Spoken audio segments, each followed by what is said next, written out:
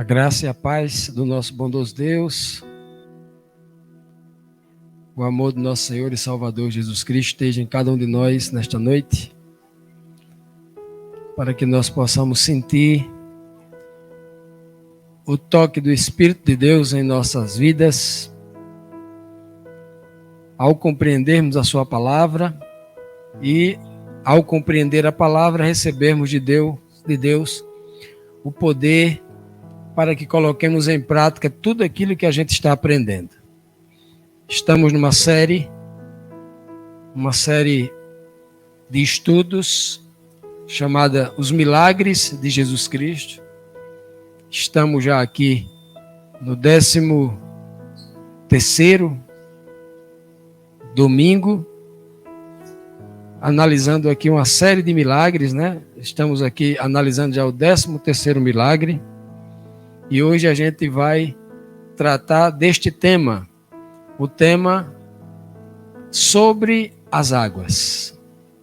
Um dos grandes sinais miraculosos que o poder de Deus na vida do nosso Senhor Jesus Cristo faz e aí impacta todo mundo que presencia esse fenômeno sobrenatural, impactante.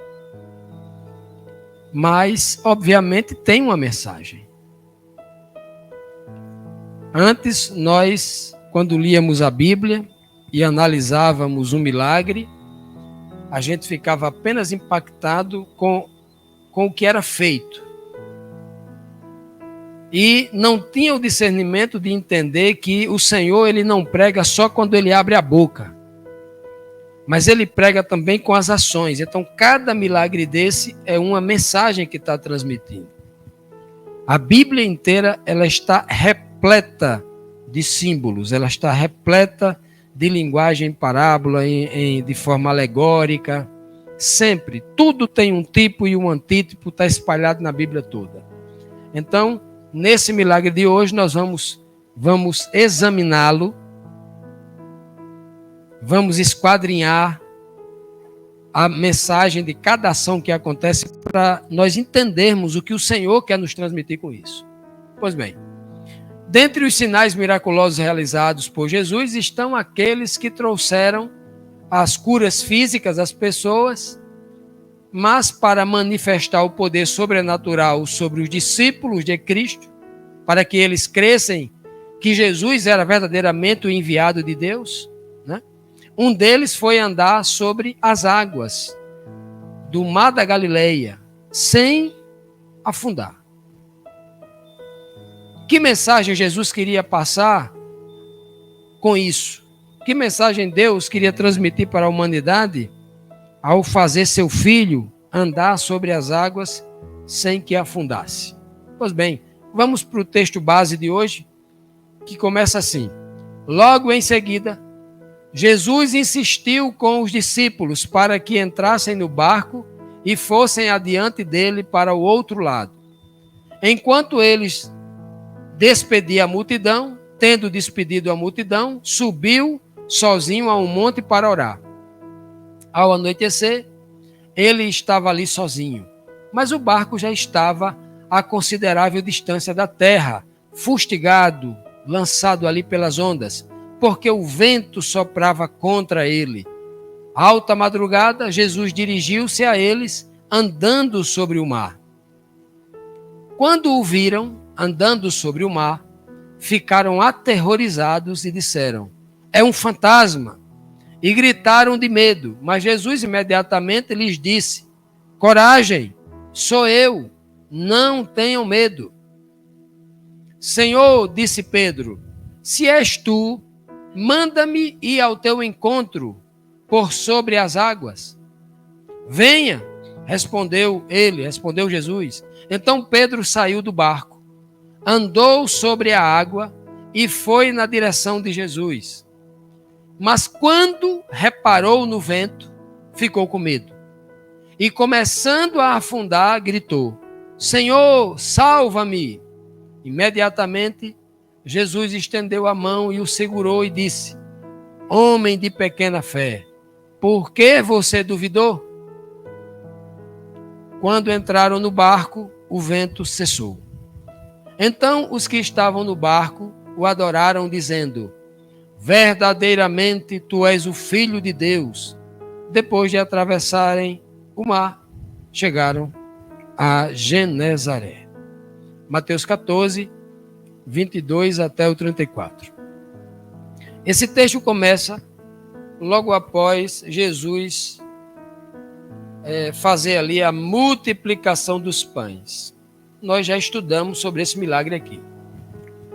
Logo após a multiplicação dos pães, Jesus despede os seus discípulos, insiste para que eles vão na frente no barco, atravessar todo o lago da Galileia, chamado de Lago de Genezaré, atravessar todo o lago de uma margem, da margem sul para a margem norte, atravessar toda aquela distância. E Cristo manda na frente e os discípulos, obviamente, quem sabe resistindo, porque assim, como é que ele vai depois? Vai a pé? Arrodeando ali as margens? Mas os discípulos obedeceram e foram. Jesus orou a noite toda e alta madrugada, provavelmente entre a terceira, perto da terceira vigília da madrugada, entre meio-dia e 3 da madrugada aproximadamente, Jesus vai ter com eles. E que maravilha, né? O Pai permite que ali Jesus ande sobre as águas. Que coisa impressionante, né? Esse milagre não curou ninguém. Esse milagre não beneficiou fisicamente nenhuma pessoa. E você se pergunta e eu me pergunto, por que é que Deus faz com que Jesus ande sobre as águas? Se não beneficiou ninguém, ninguém recebeu uma cesta básica, nem um cego ficou vendo, nem um aleijado andou. É por que isso? O que o Senhor queria transmitir com isso? Pois bem, vamos buscar a resposta, né? Vamos às aplicações para a nossa edificação espiritual. Após a multiplicação dos pães, que pedido fez Jesus aos seus discípulos? O texto que nós lemos disse assim, ó: Jesus insistiu que eles entrassem no barco e fosse adiante dele para o outro lado. O texto diz que Cristo insistiu. Algumas versões falam, diz que Cristo ordenou, deu uma ordem, né? Mas por que Cristo começa então insistindo para que os discípulos vão na frente? Era tudo muito estranho para os discípulos. Como é que ele vai? Ele está conosco, veio de barco. A melhor maneira de chegar do outro lado é de barco, né? Vai descansando e o vento na vela vai levando o barco. Era a maneira mais rápida, mais segura, mais tranquila. E então Cristo insistiu para que ele entrasse no barco. Olha, é interessante a palavra barco aqui, porque dentro da palavra barco, a palavra barco vem exatamente do termo arco. Arco. O primeiro barco que foi construído neste mundo, registrado na Bíblia, foi por Noé e era uma arca. Arca vem de arco. E na Bíblia, o arco ou o barco é um vaso, é um tipo, né? Inclusive a arca da aliança, né? Que era também um vaso onde se colocava as coisas dentro, assim como se coloca dentro de um barco, tem a ver com aliança. A arca tem a ver com aliança. A arca de Noé tem a ver com aliança, porque a arca de Noé era uma tipologia daquilo que vem da terra para se encontrar com o arco de Deus, para formar a aliança, o arco-íris de Deus. Quando Jesus pede aqui para que seus discípulos entrem no barco, é o que Deus está pedindo no Antigo Testamento inteiro. Entrem na minha aliança. Entrem para estar comigo na minha aliança, na segurança da aliança. Estar no barco é estar seguro, estar dentro da aliança de Deus é estar seguro. Quando o homem sai da aliança, ele está em plena insegurança. Saiu debaixo da aliança de Deus, está em segurança. Por isso que Cristo, como diz o apóstolo Paulo, diz que quando Cristo veio ao mundo, veio nascido de mulher e debaixo da lei, debaixo da aliança. No livro de Gênesis 6,18 diz assim, ó, o Senhor falando ali com Noé, logo após a ordem, a orientação para ele construir uma arca, né? O Senhor fala assim para Noé: Noé, contigo estabelecerei a minha aliança, e entrarás na arca, tu e os teus filhos, no barco, né? A arca é o barco. Tua mulher e as mulheres dos teus filhos contigo. Então veja que a aliança está intrinsecamente ligado a você entrar no barco, entrar na barca, entrar na arca. Por isso que a Bíblia diz que as tábuas da aliança foi colocado dentro da arca do concerto. Inclusive o nome Arca do Concerto quer dizer Arca da Aliança, Arca do Pacto, Arca do Contrato. Né? E toda aliança, como nós já vimos aqui, é feita entre duas partes, entre o homem e Deus. E aqui está a beleza. Cristo manda que antes deles fazerem a travessia, sair de um lado para o outro, eles entrassem no barco, entrassem na aliança. Ninguém consegue ir para o outro lado. Ir para o outro lado significa mudar de vida, mudar de posição, mudar a forma de enxergar as coisas, de viver, né? Obviamente, tudo isso aí tem a ver com mudança. Ir para o outro lado. Ir para o outro lado significa também se converter, porque a palavra converter significa eu estou indo numa direção. Converter significa exatamente isso. Se eu estou indo numa direção e faço isso aqui, ou eu desviei, ou eu mudei a rota. Mas converter significa exatamente isso. Mudar completamente a direção. É ficar contrário, exatamente contrário. Contrário não é aqui, nem contrário é para ali. Contrário está ali. Isso é justamente mudar para o outro lado. Lado já está dizendo, eu só tenho dois lados, eu só tenho esse e esse. Porque aqui é a frente e aqui é atrás. Lado só tem aqui, só tem dois lados. Ou é esse, ou é esse.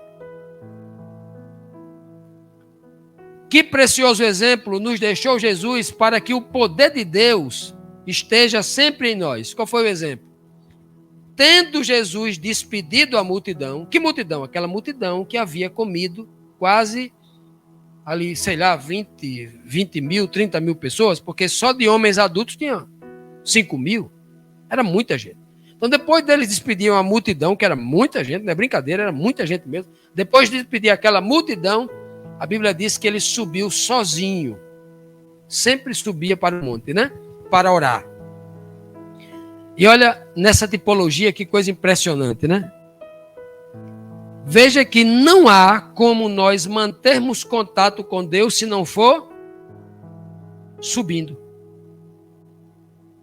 Todos os homens, para nos ensinar essa tipologia, todos eles precisavam subir no monte para ter contato com Deus.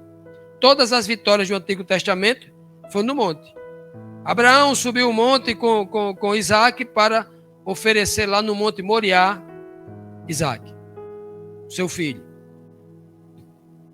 Noé entrou na arca para que o seu barco ficasse sobre o Monte Arará. Moisés subiu o Monte Sinai para passar 40 dias na presença de Deus e voltar com o rosto iluminado como o sol. Elias subiu o Monte Carmelo para ali vencer quase 1000 profetas de Baal, de Áxara e de outras divindades pagãs que eles adoravam ali. Subir. E o Senhor quer nos transmitir uma informação muito clara. Olha, você quer ter contato com Deus? Suba.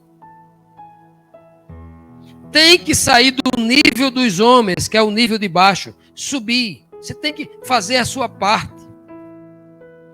Quando Moisés foi receber de Deus a aliança escrita em tábuas de pedra, Moisés estava nesse nível, subiu para este nível. Deus estava nesse nível e desceu para este nível. A Bíblia diz que o Senhor desceu para encontrar com Moisés. E Moisés subiu. Se o Senhor faz o esforço dele para nos encontrar, ele quer que também a gente faça o nosso para encontrar com ele. Ele desceu primeiro, deu o primeiro passo. Nós precisamos fazer o mesmo. Então, Cristo, Jesus Cristo, se ele estivesse no nível da água do mar da Galileia, ali orando, o Pai iria ouvi-lo do mesmo jeito. Se Jesus Cristo estivesse, Deus escutou a oração de Jonas quando estava nas profundezas do mar. E o mar está no nível mais baixo da terra, o mar. Jonas estava abaixo do nível mais baixo. E orou dentro do ventre do grande peixe e o Senhor ouviu. Mas por que Cristo tem que subir um monte se ele estava sozinho ali em qualquer lugar? Estava no deserto. Justamente para nos ensinar que nós precisamos subir, sair desse nível de morte dos homens. E o subir aqui não é necessariamente que você tenha que subir um monte desse. Tem muita gente hoje achando que tem que subir um monte literal, subir uma montanha, subir um morro desse para orar a Deus. Não é necessário subir monte nenhum, não. Aqui é uma tipologia. Você tem que se elevar espiritualmente. Subir no sentido espiritual. Sair desse nível onde os homens pensam, né, a vala comum, pensam como o mundo pensa, e se elevar ao nível do Espírito, à direção de Deus, né? Orar para ter um contato com Deus. No livro de Mateus 6,6, o próprio Senhor Jesus vai dizer isso. Ele não manda entrar no monte, ele diz assim, não manda subir o monte, mas tu, quando fores orar, entra no teu aposento e fechando a tua porta, ora a teu Pai que está em secreto. E teu Pai que te vê em secreto, te recompensará publicamente. Deus quer que a honra que Ele dá a você seja pública, todo mundo veja. Mas quando você estiver falando com Ele, que você estiver aprendendo, seja só você e Ele. Porque o Senhor quer uma relação pessoal íntima comigo, com você. Tem que ser só com Ele. E perceba aqui, olha, que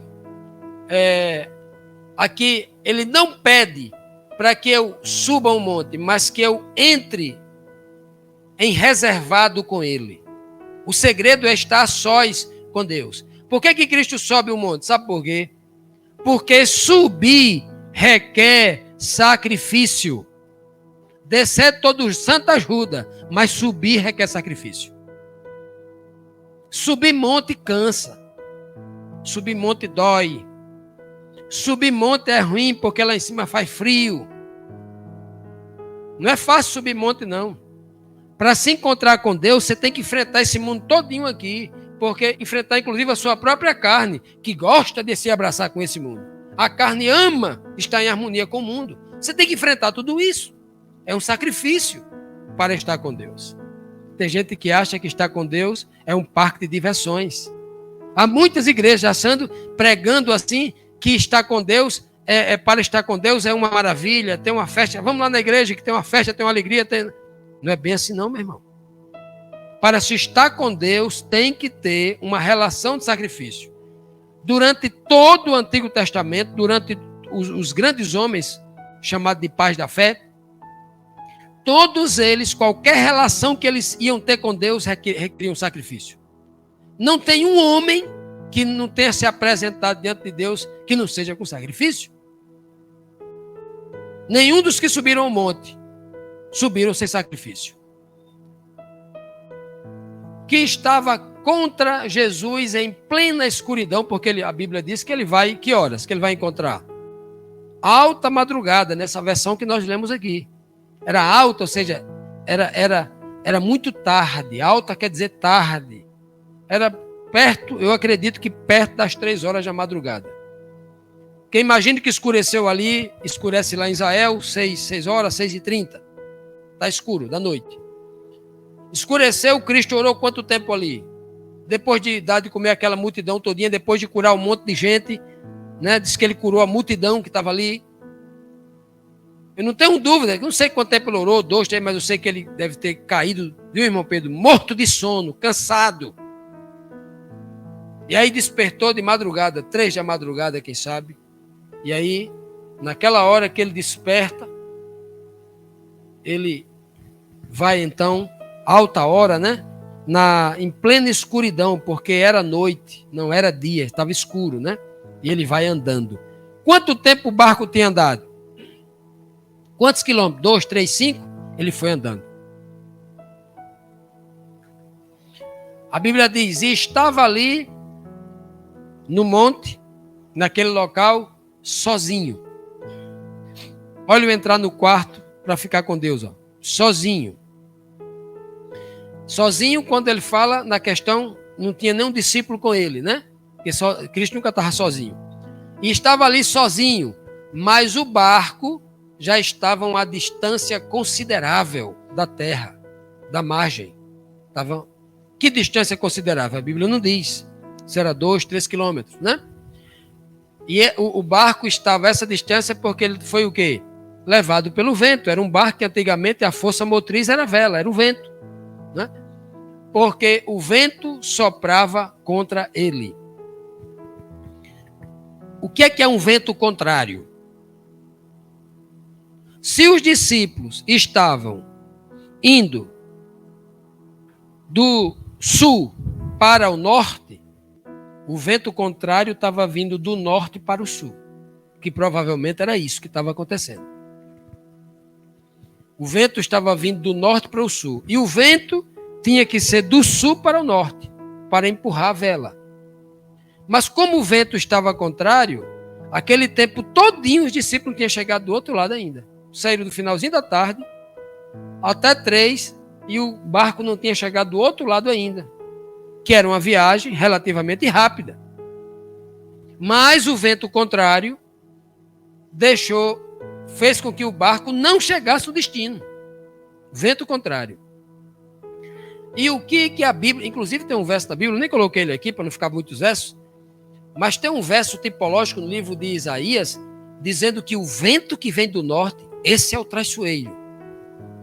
Numa tipologia, porque vento na Bíblia também significa conflito, significa guerra. Apocalipse diz que tem os 4 anjos segurando os 4 ventos, que vai promover a batalha do Armagedon, a última terrível batalha antes da vinda de Cristo. Que antecede imediatamente a vinda de Cristo.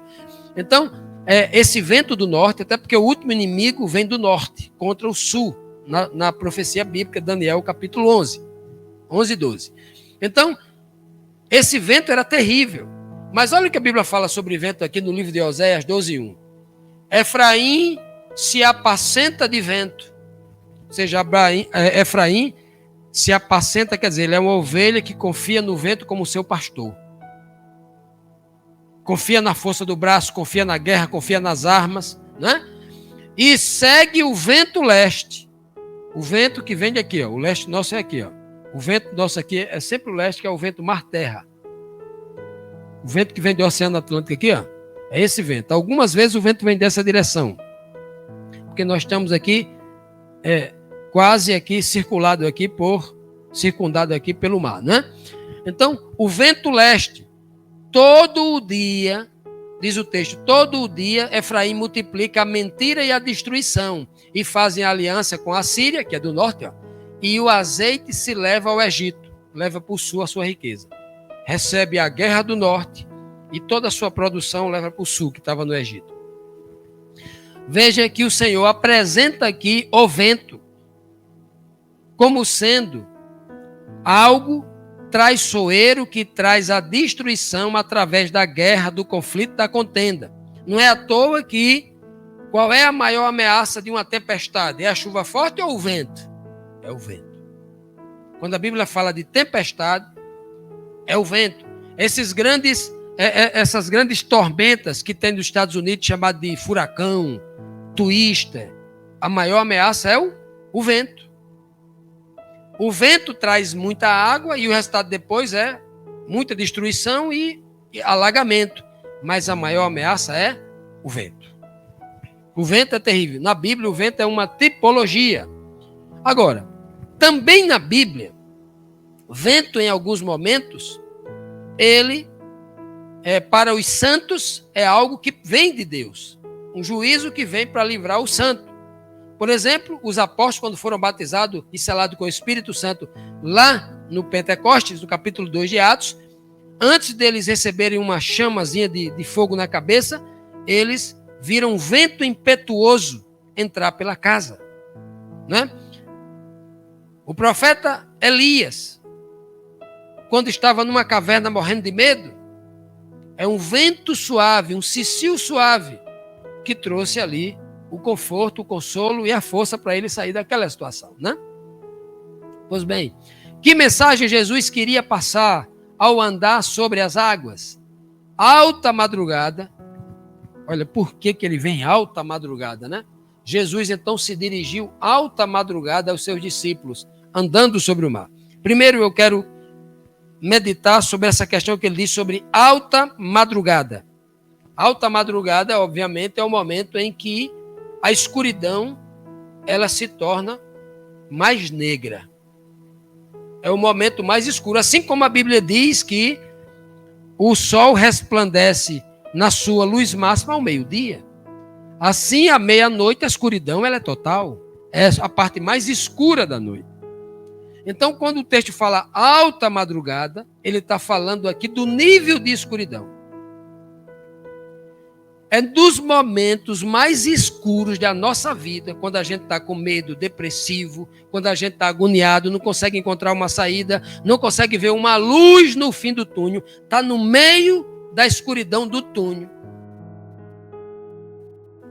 Que a gente ora agoniado, é nesse momento que ele vem nos atender. Quantos aqui já não foram atendidos no meio da escuridão quando estava orando? Não é? Quantos? Eu fui atendido algumas vezes quando eu estava em plena escuridão e eu orei ao Senhor e o Senhor me atendeu. Não tem nada mais gostoso no mundo do que você passar por essa experiência. Porque essa experiência, só você e Deus, essa experiência. Na época eu sabia que muita gente estava orando, mas eu tinha que orar. Né? Eu sempre conto isso para os irmãos, da experiência que eu tive com a minha filha, de 6 meses de idade, com uma espécie de tumor no cérebro, né? Alguma hemorragia, uma bola, parece um tumor no cérebro, que os exames que nós fizemos, eletrocefalograma, tomografia computadorizada, dizia, tem um tumor de 4 a 5 centímetros na sua filha e tem que abrir. Vamos fazer o último exame para abrir a cabeça dela, que era uma ressonância magnética. E era de um médico para o outro e tal. Quando fui na última, para fazer o último exame, eu orei. Quando foi fazer o último exame, eu orei. Senhor, não me prive do sorriso da minha filha. A minha oração foi essa.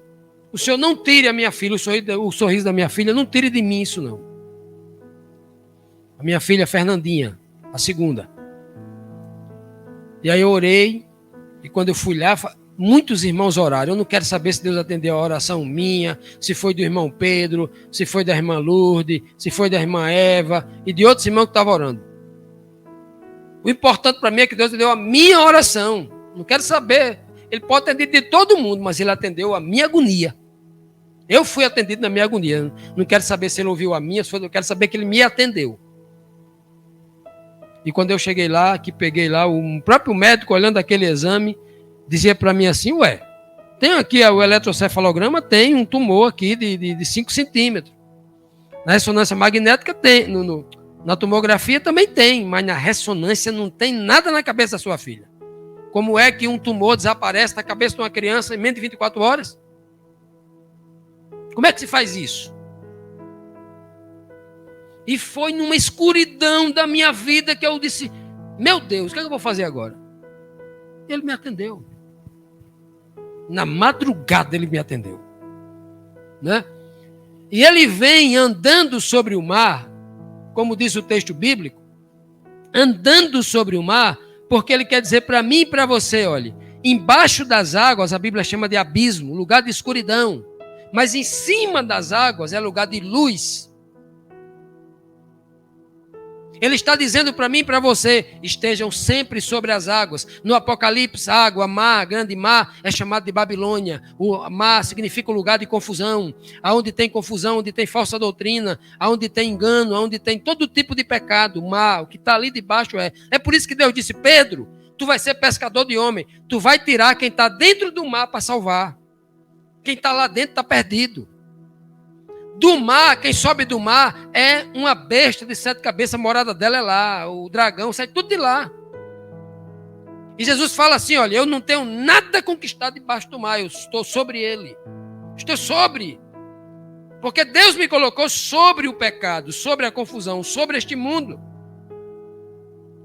O Senhor diz que Ele perdoa os meus pecados e não se lembra mais dele, pega os meus pecados e lança nas profundezas do mar. Lá é lugar de escuridão, lá é lugar de pecado, lá é lugar de morte no mar. Mas Cristo não tem nada a ver com a morte, Ele está sobre as águas, está sobre.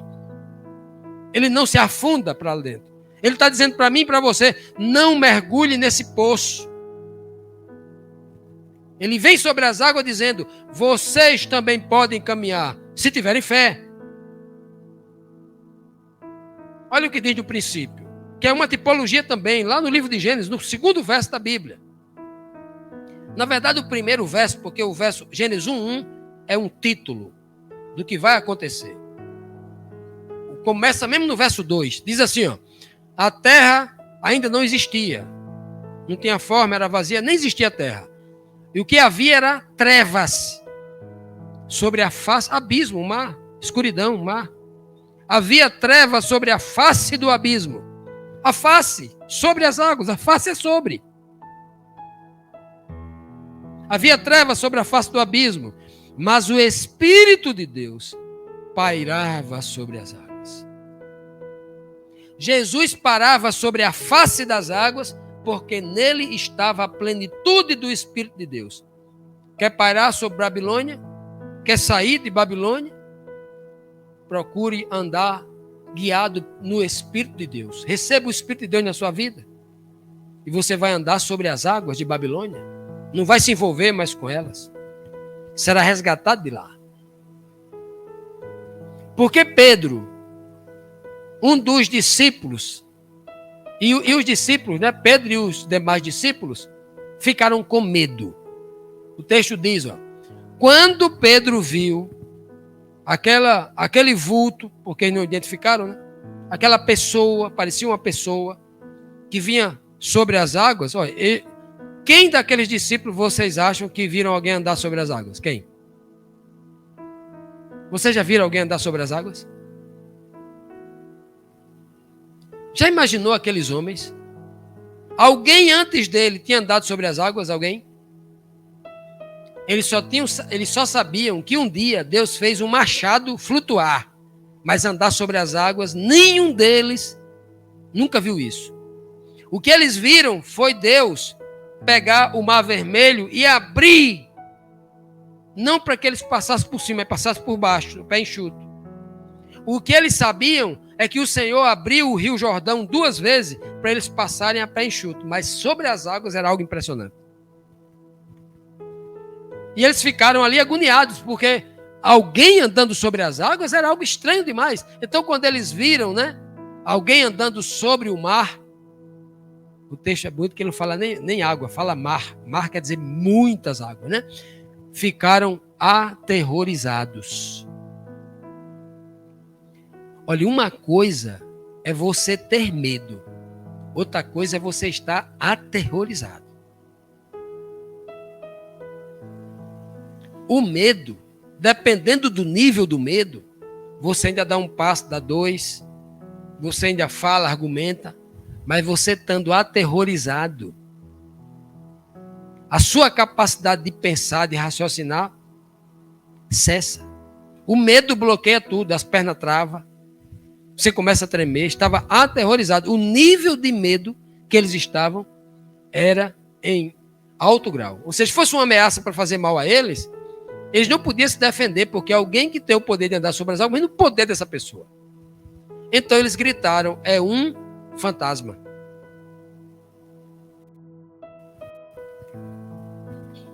Fantasma existia? Fantasma existe? Só na mitologia.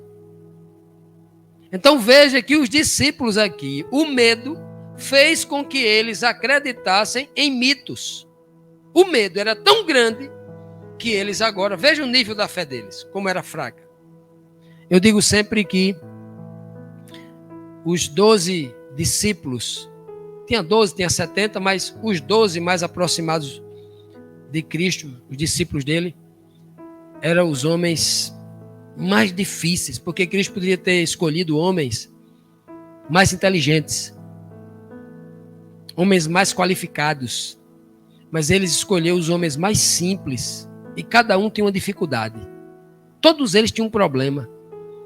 Aí Cristo falou assim: eu quero os pequenos mesmo, os ignorantes, os pequenos, os difíceis mesmo, para mostrar que porque o poder de Deus só se aperfeiçoa na fraqueza. Eu quero os pequenos, os grandes eu não quero não. E ele pegou aqueles 12 homens, ou homens difíceis. Olha, durante 3 anos e meio, que foi o tempo do ministério de Cristo, até aqueles homens se batizarem, serem ungidos com o Espírito Santo lá no Pentecoste, e agora pegaram o poder e andarem com as próprias pernas, guiados, né? O Espírito de Deus 24 horas na cabeça deles. Até aquele momento, eles só davam trabalho. Eles não faziam nada de... Não fizeram nada de bom, nem para Jesus, nem para ninguém. Quando Pedro abriu a boca e falou: tu és o Cristo, filho do Deus vivo, Cristo tirou logo, como diz na gíria, acabou logo com um barato dele. Não foi você não, foi meu pai que está no céu que falou por você. Você não faria isso sozinho não. Então não tinha nada de bom deles. Eles só vão ser depois do Pentecostes. E aí eles começam a gritar, aterrorizados: é um fantasma. A beleza, sabe qual é aí a beleza? É que dentro da escuridão, dentro do medo, dentro do terror, é aonde a luz deve brilhar. A luz de Cristo. Porque naquela escuridão, né, eles não sabiam quem era. Por isso que o texto de João 1,5 diz assim, ó, falando de Cristo: e a luz resplandece nas trevas, e as trevas não a compreenderam.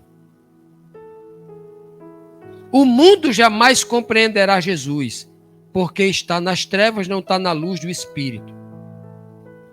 Espírito e luz estão intrinsecamente ligados. Quando lá no princípio havia as trevas, a primeira coisa que Deus fez: haja luz. E a luz apareceu. A luz foi gerada, como um filho que é gerado. E a luz, como diz aqui João 1, falando do filho que estava lá no princípio, a luz que resplandece nas trevas é o Filho de Deus. O próprio Cristo vai dizer: eu sou a luz do mundo, eu sou a luz que resplandeceu sobre o mundo. A luz resplandece nas trevas e as trevas não compreenderam. Como que a gente entende a luz? Ó. Quem é que não entende a luz aqui? Todo mundo sabe o que é que a luz faz. Mas ele não está falando de luz aqui não, está falando de Jesus Cristo. Não compreenderam Cristo. Os próprios discípulos que estavam ali no barco não compreenderam Cristo. Não entendiam Jesus ainda. Não entendiam, vão se assustar ainda mais. Confundia Jesus até com fantasma, porque eles estavam nas trevas. Não tinham a luz do conhecimento ainda, né? Vejam bem, o que a atitude dos discípulos revela sobre a espiritualidade deles. Qual nível de espiritualidade eles estavam? A atitude deles vai mostrar agora, porque as obras é quem vai dizer o tamanho da fé, não é? Olha só. E eles fizeram o quê? Gritaram. Olha o terror como era. Era tão grande que eles gritaram de medo. Já imaginou um monte de marmanjo, um monte de homem adulto, gritando de medo igual umas criancinhas? Eles estavam no barco gritando de medo. E a gente aqui hoje, que não passou por essa experiência, a gente fica pensando: ô bando de homem frouxo, né? A gente pensando aqui, mas se a gente tivesse lá, o grito era maior. E eles gritaram de medo. E então Jesus imediatamente disse: calma, tenham coragem, coragem. É a primeira palavra que ele diz, ó, coragem, sou eu, não tenham medo. Eu estava assistindo um filme que eu nunca me esqueci dessa cena. E o ator dizia assim para uma pessoa que estava se propondo a correr um risco de vida. E ele perguntou para ela assim: você é inteligente? Ela perguntou primeiro para ele assim: é para que eu tenha medo? Ela perguntou para ele. E ele perguntou para ela, você é inteligente? Ela falou, sou. Então não tenha medo. Porque a pessoa que é inteligente segundo o mundo não pode ter medo. Porque o medo é algo que não pode fazer nada por você. Ele só atrapalha. E o medo na fé, ele não era para existir. Quem tem fé não poderia ter medo. Nós temos porque a nossa fé é pequena. Os discípulos estão morrendo de medo porque a fé deles é pequena. Mas nós não deveríamos ter medo. Porque a fé que nós aprendemos diz que nem a morte, que é o inimigo mais poderoso desse planeta, pode fazer nada conosco, porque a nossa vida eterna está garantida. Mesmo que a gente durma aqui, a eterna está garantida. Então, ora, se o maior inimigo não pode me atingir, por que eu estou vivendo com medo? Mas hoje a gente tem medo de uma conta de luz que não tem dinheiro para pagar. Se vai faltar dinheiro para fazer a feira. Se está com medo se não vai conseguir um exame de alguém que está doente. Com medo se aquela pessoa que está internada vai morrer, tem que orar por ela. Tá morrendo de medo o povo. E a fé é contra isso. Porque a fé, ela não respeita nenhuma ameaça, ela está acima de tudo. Então veja que a fé, ela é inimiga do medo. O medo é a maior prova de que nós não temos a fé que deveríamos ter. E Cristo grita logo, coragem, eu vim a este mundo ensinar vocês a não terem medo. Eu vim trazer coragem para vocês, né? Coragem, sou eu. Por que Cristo diz assim, calma? É Jesus quem está aqui, por que ele fala sou eu? Sou eu o Filho de Deus, sou eu o Messias. Por que ele não diz isso? Ele diz sou eu. Quando alguém diz sou eu, ele está se identificando com a voz. Os discípulos provam aqui que eles não têm o amor da verdade ainda. Não tinham ainda, estavam aprendendo. Olha o que João diz sobre o João que estava lá no barco, que estava lá morrendo de medo e gritando. Olha o que João vai dizer aqui sobre a questão do medo. Ele diz assim, ó, no amor não há... E o que é amor? Amor é o mais alto grau da experiência do homem. Pedro diz que para chegar no amor você tem que ter a virtude, tem que ter a paciência ou perseverança, a piedade, o domínio próprio, a fraternidade, né? a caridade e o amor. É o mais alto nível. Então, João diz assim, quando eu chego no nível do amor, não existe mais medo. Antes, o perfeito amor lança fora todo medo. Porque o medo supõe-se que vai haver o quê? Castigo, dor, sofrimento. E quem tem medo não está aperfeiçoado no amor. Ainda não atingiu. Os discípulos não estavam aperfeiçoados. Estavam com medo. Todo mundo que Jesus chegava para revelar o amor de Deus para as pessoas que sofriam, ele disse para muita gente, não tenha medo. Foram muitos que ele disse. Disse para o cego, disse para o leproso, disse para o aleijado, né? Disse para a mulher do fluxo de sangue, disse para o chefe da sinagoga, não tenha medo. É a frase que Cristo mais repete. Porque Pedro não reconheceu a voz de Jesus? Quando Cristo falou assim, sou eu. Eu quem? Eu tenho esse hábito de chegar em casa e aí bato na porta. Aí Clarinha sempre pergunta, quem é? Aí eu nunca falo. Eu não gosto de falar muito não. Eu falo aqui na igreja, mas eu não gosto de falar muito não. Eu nunca falo. Aí ela olha pela brecha, vê quem e abre. Né? Era para eu falar para ela reconhecer a voz, né? Ó. O Senhor disse a Pedro, né? O Senhor disse Pedro, és tu? Jesus falou, sou eu, mas não disse o nome. Aí Pedro falou, Senhor, Senhor Jesus, és tu? Se for tu, então mande que eu vá ter contigo. Agora eu quero ir andando sobre as águas também. Olha o que Pedro quer. Eu pergunto, qual a necessidade de Pedro ir encontrar com Jesus andando sobre as águas? Me diga qual a necessidade. por que que Pedro queria também flutuar sobre as águas? Para que ele queria ter essa experiência? Me diga. Não era melhor ele dizer assim: Senhor, se é tu mesmo, cura esse meu medo, para que eu não fique com medo e receba o Senhor aqui no barco? Que Cristo mandou entrar no barco. Cristo não mandou Pedro andar sobre as águas, não. Ele vai para o barco. Entre no barco, foi a ordem que Cristo deu. Entre na aliança, fique dentro dela, não saia dela, não. E Pedro diz: se és tu, como é que Pedro não conhece a voz de Jesus? Olha o que Cristo tinha pregado já para Pedro. Cristo fala assim: eu sou o bom pastor, conheço as minhas ovelhas, e elas, as ovelhas de verdade, me conhecem. Como é que as ovelhas conhecem? Aí ele explica no verso 27. E as minhas ovelhas ouvem a minha voz. Conhece Cristo pela onde? Pela aparência física ou pela voz? A fé vem pelo ouvir a palavra de Deus ou por ver milagres? Ouvir, ver milagre nunca levou fé para ninguém. Ninguém na Bíblia que viu acreditou.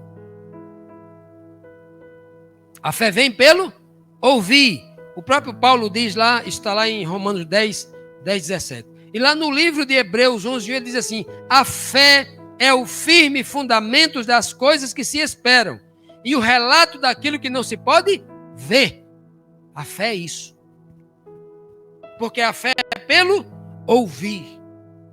Porque Pedro não tinha fé, não reconhecia a voz de Cristo. As pessoas que têm fé, elas reconhecem quando um pastor pega a Bíblia e começa a pregar, percebe quando ele sai da verdade para pregar coisas de homem, por causa da fé. Quando a pessoa não tem fé, alicerçada na palavra, a fé vem pelo ouvir a palavra, não conhece a verdade, não tem fé. Não existe fé na ignorância, a fé vem pelo conhecimento da palavra. E aí a pessoa sabe se aquilo é de Deus ou não. Ele diz bem claro: as minhas ovelhas ouvem a minha voz, eu as conheço e elas me seguem. Por quê? Porque conhecem a minha voz. Mas Pedro não reconheceu a voz de Cristo e perguntou: porque o medo cegou os seus sentidos espirituais. O medo cega e deixa o homem surdo também. E Pedro diz assim, ó: deixa que eu vá sobre as águas. Por que Pedro pede para ir? Se ele pede para ir sobre as águas, ele está dizendo: eu quero ser como tu. Mas ele poderia ser como Jesus? Vamos ver se isso vai acontecer, né? O que fez Pedro para tentar provar para si mesmo algo desnecessário? O que é que Pedro fez? O Senhor Jesus disse: você quer vir? Venha. Senhor, manda que eu vá ter contigo. Aí Cristo fala: venha.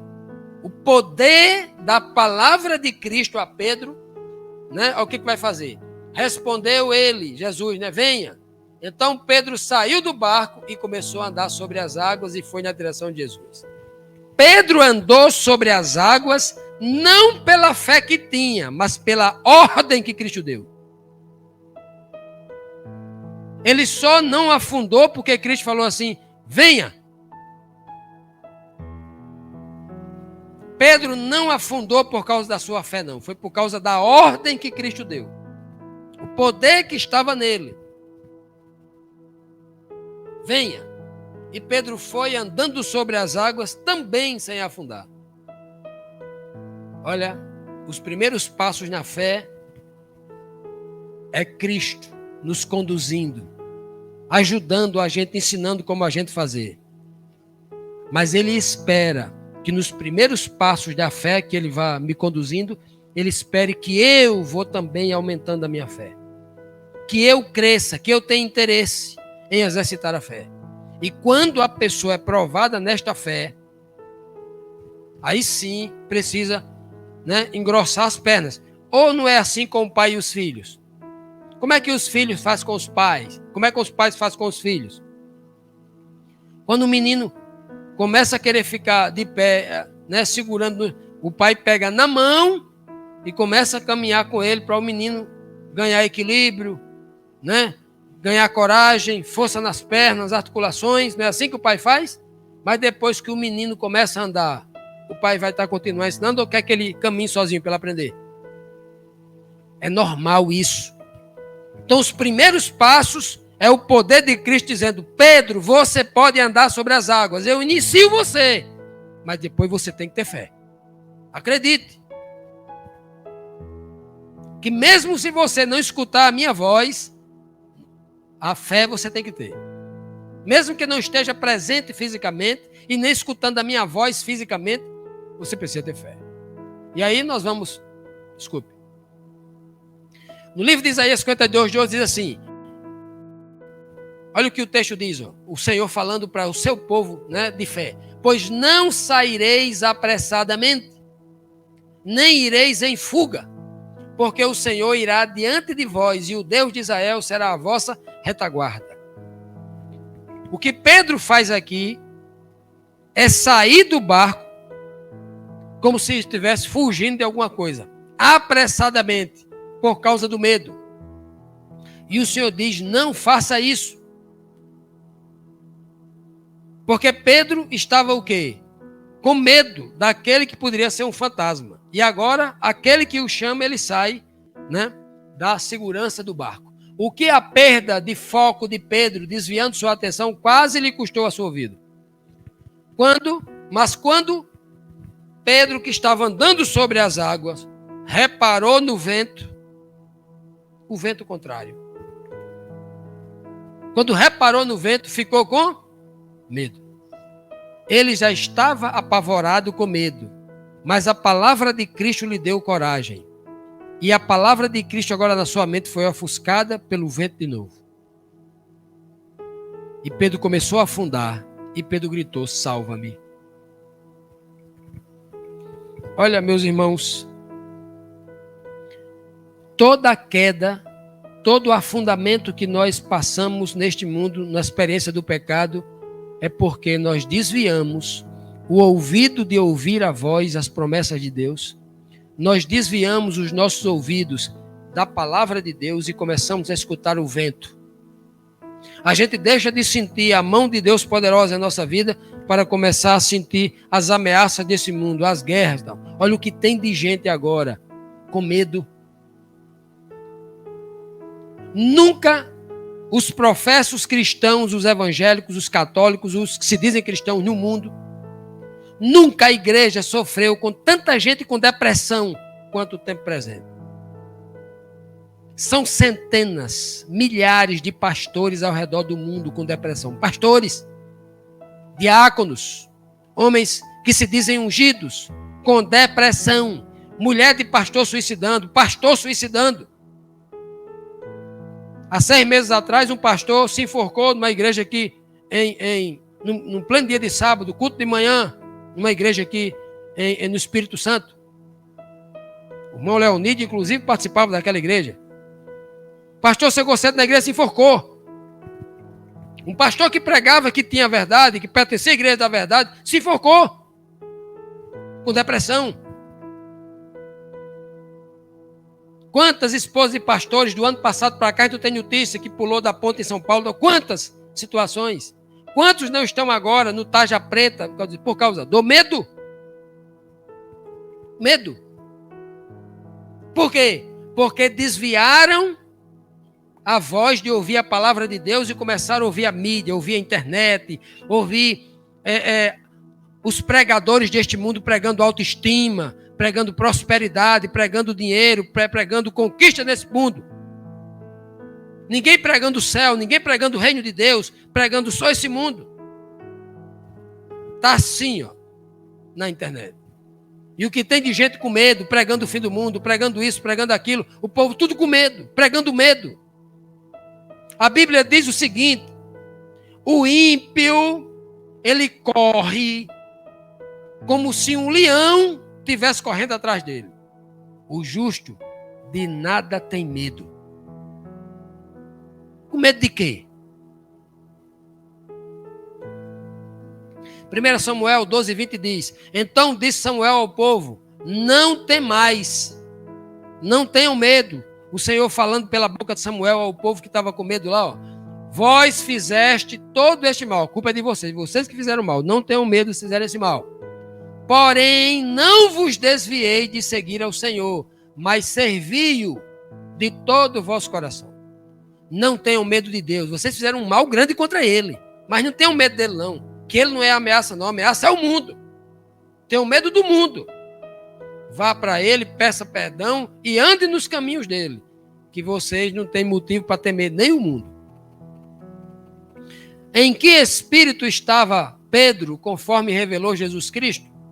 Jesus estendeu a mão e segurou Pedro quando Pedro gritou como? Salva-me, morrendo de medo ainda, né?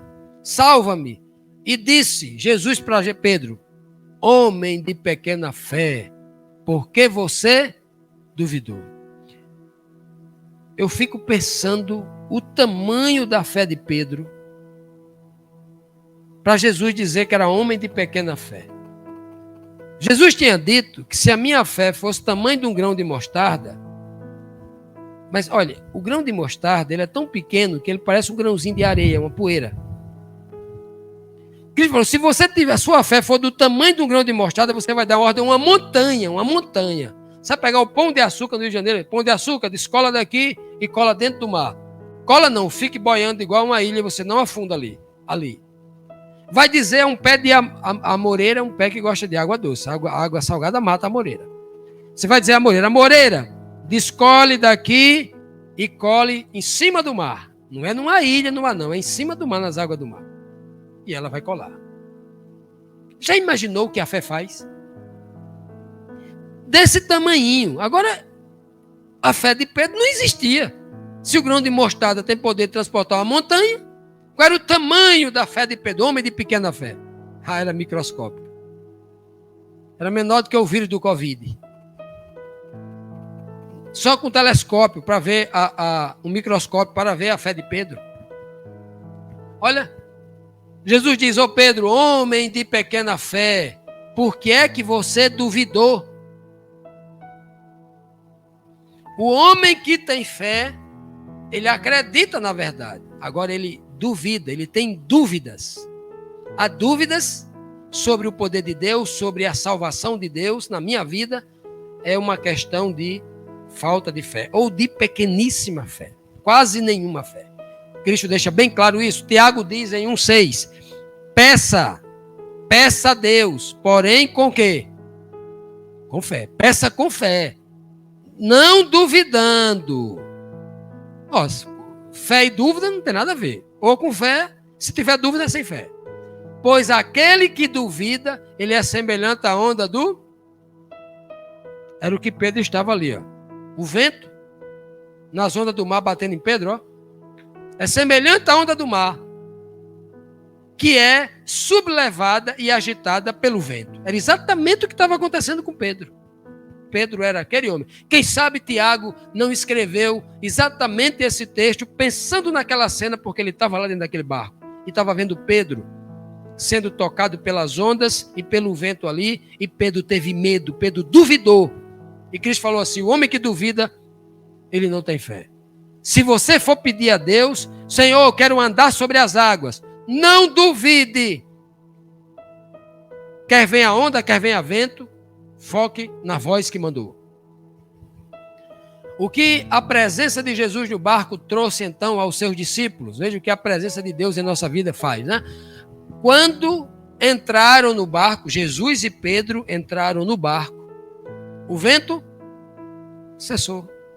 O vento que fez Pedro ter medo cessou. Se o vento cessou, o que aconteceu? Houve calmaria.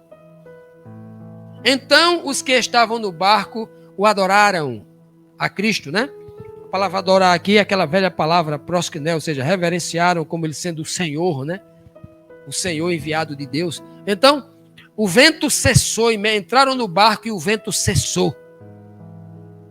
Parou na hora. Veja aqui, quando Jesus entra em nossa vida, quando ele entra no nosso barco, no barco da nossa vida, ele assume o controle, o leme da nossa vida, o que acontece? A primeira coisa é espantar o medo, porque ele traz confiança. Se você anda com medo, se você anda duvidoso, se agarre com Jesus, se apegue com ele. Busque ele através de oração, da leitura da palavra, acredite no que ele está dizendo, porque é a única maneira do medo ser expulso da nossa vida, né? E aí, olha o que acontece. No Salmo 119, verso 109 diz, Davi fala, eu estou continuamente em perigo, como se estivesse num barco pequeno, num mar revolto, numa tempestade com ventos. Estou sempre em perigo. Todavia, não me esqueço da tua lei, da tua palavra, daquele que saiu da tua boca. Ande sobre as águas. Sou eu, não tema, coragem. Foi as palavras de Cristo. Coragem, sou eu, não tenha medo. Vem, Pedro, anda sobre as águas. Essas são as palavras que Cristo disse para mim e para você nesta noite. Que declaração dos discípulos sobre Jesus nos remonta ao princípio de tudo. Olha que coisa linda. Os discípulos disseram, verdadeiramente tu és o Filho de Deus. Depois eles atravessaram o mar e chegaram até Genezaré. Veja que para a gente atravessar, para a gente fazer aquilo que eu falei no princípio, atravessar, mudar, converter, mudar de rumo, mudar de vida, a gente precisa acreditar que Jesus é o Filho de Deus.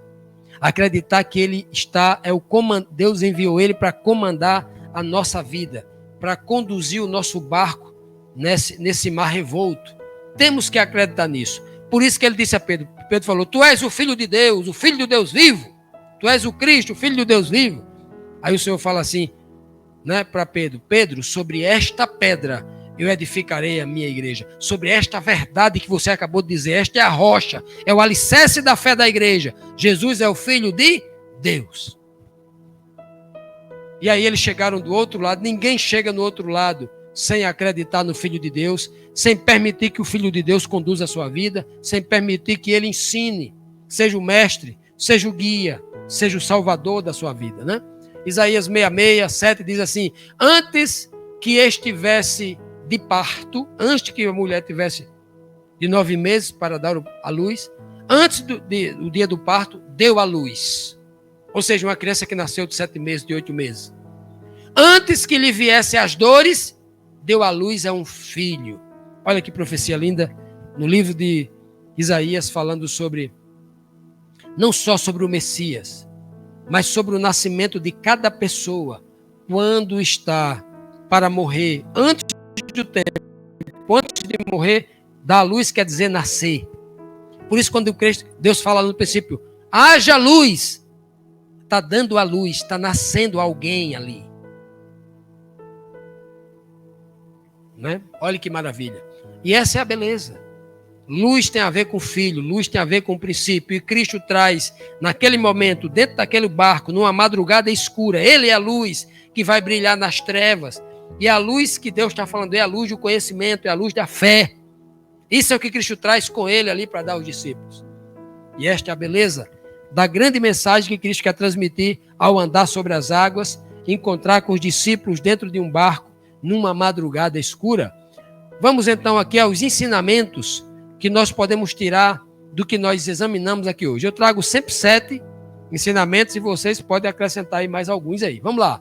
Primeiro, Jesus manda irmos na frente. Para quê? Para estimularmos a nossa fé.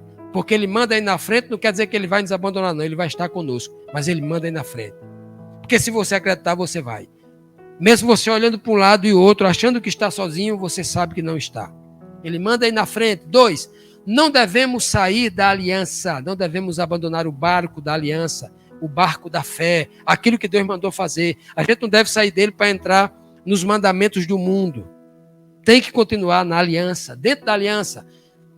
3, nas trevas a luz resplandecerá. Lembre-se que quando você estiver na agonia, passando por um sofrimento, achando que é o seu fim, lembre-se que é nesse momento que Deus se revela. É nas trevas que ele vai fazer a luz resplandecer no seu caminho. O medo cega, paralisa e faz você cometer erros. Não esqueça disso. Então não adianta ter medo. Nós temos que tratar o medo com a palavra da fé que vem das Escrituras. Tem inúmeras promessas da Bíblia, acredite nelas, que é um grande remédio para o medo. Jesus nos ensina a estar por cima das águas, por cima do mar. Precisamos andar, estar por cima. Porque Deus não nos chamou para ser cauda, mas nos chamou para ser cabeça. Temos que estar por cima. Estar por cima não quer dizer querer ser superior a ninguém, não. Melhor do que ninguém, não. Estar por cima quer dizer não querer nada com esse mundo e com o pecado. 6. Precisamos pedir, como Pedro fez: Senhor, salva-me. Temos que ser como Pedro. Por quê? Porque nós somos homens e mulheres de pouca fé. Precisamos crescer nessa fé, nessa graça, nesse conhecimento, como diz a Bíblia. E por último, só Jesus pode nos conduzir para o outro lado. Ele mandou os discípulos sair cedinho e eles não chegaram no outro lado. Só Jesus pode nos conduzir. Por isso que ele disse bem claro: sem mim nada podeis fazer. Então, nos apeguemos com o Senhor para que ele possa, com a sua força, nos conduzir nesse mar de escuridão. Estamos numa jornada de risco de vida, navegando sobre as águas perigosas e turvas de Babilônia, cuja confusão religiosa promove medo e dúvida, quando promete a fé aos seus seguidores. Sair do barco que Cristo nos colocou, sem necessidade e sem fé, é correr risco de morrer eternamente. Ouçamos e obedeçamos a Cristo somente e a mais ninguém. Que o Senhor nos abençoe, que o Senhor nos tome em suas mãos e nos visite com a luz maravilhosa de Cristo Jesus. Amém.